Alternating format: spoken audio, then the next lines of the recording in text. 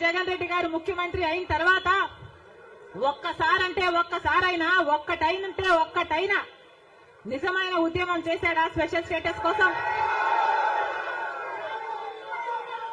స్వలాభం కోసం రాష్ట్ర ప్రయోజనాలను తాకట్టు పెట్టింది వైసీపీ. సిగ్గుపడండి జగన్మోహన్ రెడ్డి గారు. సిగ్గుతోటి తలదించుకోండి, లేకుంటే మీ ముఖం మీద మీరే ఊసుకోండి. అప్పటికన్నా సరే సిగ్గు వస్తుందేమో. ఏ చెల్లి అయితే ఏ నోటితోటి ఆంధ్రప్రదేశ్ రాష్ట్రం అంతటా తిరిగి నా అన్నని ముఖ్యమంత్రిని చేయండి, ఒక్కసారి ముఖ్యమంత్రిని చేస్తే ఈ రాష్ట్ర జీవితం మార్చేస్తాడని ఏ చెల్లి అయితే ఏ నోటితోటైతే మాట్లాడిందో అదే చెల్లి రాజశేఖర్ రెడ్డి బిడ్డ షర్మిల ఈ రోజు అదే నోటితోటి నా అన్న ఒక అసమర్థుడు, నా అన్న ఒక నియంత, నా అన్న ఒక చెత్త పరిపాలన చేశాడు, రాష్ట్రాన్ని తన స్వలాభం కోసం కేంద్రం దగ్గర తాకట్టు పెట్టాడు, ఆంధ్ర రాష్ట్ర భవిష్యత్తుని 5 కోట్ల మంది ప్రజల భవిష్యత్తుని అని అదే షర్మిల అదే రాజశేఖర్ రెడ్డి బిడ్డ ఈరోజు మాట్లాడుతుంటే ఇక నువ్వెందుకు సిగ్గుతో తలదించుకో. ఆ ముఖ్యమంత్రి పదవికి రాజీనామా చేయి. ఇప్పుడు దాకా నీ గురించి ఎవరన్నా మాట్లాడితే ఏబిఎన్ రాధాకృష్ణ మాట్లాడాడు, ఈనాడు రామోజీరావు మాట్లాడాడు, టీవీ5 నాయుడు మాట్లాడాడు, చంద్రబాబు నాయుడు మాట్లాడాడు, లోకేష్ మాట్లాడాడు, పవన్ కళ్యాణ్ మాట్లాడాడు. వీళ్ళంతా కూడా నా మీద దుష్ట చతుష్టయం అందరూ కలిసి వస్తున్నారు, ఏకతటిగా దాడి చేస్తున్నారని తెక్కలవాగుడంతా వాగి. ఈ రోజు నీ చెల్లెలు, నీ తోబుట్టువు, నిన్ను ముఖ్యమంత్రిని చేయమని చెప్పిన ఆ చెల్లెలే ఈ రోజు నా అన్న ఒక అసమర్థుడని డైరెక్ట్ గా మాట్లాడుతుంది. ఇప్పుడు ఏం సమాధానం చెప్తావు జగన్మోహన్ రెడ్డి నువ్వు? నిజంగా ఈ రోజు నీ వల్ల ఆంధ్రప్రదేశ్ రాష్ట్రం 30 ఏళ్ళు వెనక్కి వెళ్ళిపోయింది. ఇది వాస్తవం కాదా? ఈ రోజు వరకు అన్ని పార్టీలు తిట్టించావు, ఈ రోజు నుంచి నీ చెల్లిని ఎవరు తిప్పిస్తావు? మరి ఇంకా ఈ రోజు ఎవరు నిజం మాట్లాడితే వాళ్ళని తిప్పించే బాధ్యతే కదా. నీ చిల్లరగాలు ఉంటారు కదా, 5 రూపాయలు పేటీఎం కూలీలు, పేటీఎం కుక్కలు, వాళ్ళతో కూడా తిట్టిస్తావా? నీ సొంత చెల్లెల్ని, నీ తోబుట్టువుని కూడా తిట్టేస్తావు, ఎంతకన్నా దిగజారుతావు. ముఖ్యమంత్రి పీఠం కోసం నీ మీద నువ్వే దాడి చేయించుకున్నావు, ముఖ్యమంత్రి పీఠం కోసం సొంతం బాబాయ్నే ఏం చేసావు? ఆఫ్టర్ ఆల్ చెల్లి అంత, చెల్లిని కూడా ఏమన్నా చేయగలవు నువ్వు. ఎందుకంటే నీకు కావాల్సింది ముఖ్యమంత్రి పీఠం, రాష్ట్ర భవిష్యత్తు, ప్రజల భవిష్యత్తు, ఈ రాష్ట్ర బంగారు భవిష్యత్తు కాదు. నీకు ముఖ్యమంత్రి పీఠం కావాలా? ఆ ముఖ్యమంత్రిగా నువ్వు వేలాలా, రాష్ట్ర జనాన్ని తొక్కి నారా తీయాలా? ఇది ఒకటే కదా నీకు తెలిసింది. ఇంకెందుకు స్వామి నీకు?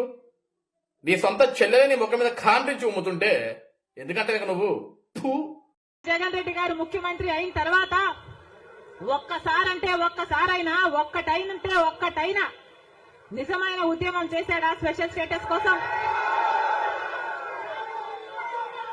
స్వలాభం కోసం రాష్ట్ర ప్రయోజనాలను తాకట్టు పెట్టింది వైసీపీ.